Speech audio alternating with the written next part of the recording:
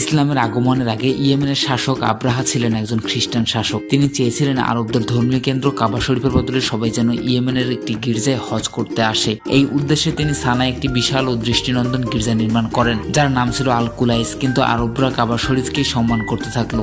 এতে আব্রাহা প্রচন্ড ক্ষুব্ধ হয়। রাগ ও অহংকারে অন্ধ হয়ে আব্রাহা ঘোষণা করলো, আমি কাবাঘর ধ্বংস করে দেব।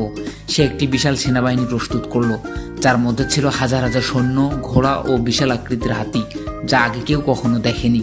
সবচেয়ে বড় হাতিটির নাম ছিল মাহমুদ। এই কারণেই এই বছরটিকে ইতিহাসে বলা হয় আমুল ফিল।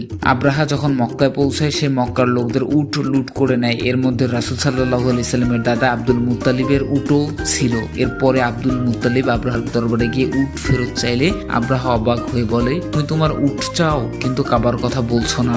আব্দুল মুত্তালিব ঐতিহাসিক উত্তর দেন, আমি উটের মালিক আর এই কাবা ঘরের মালিক আল্লাহ।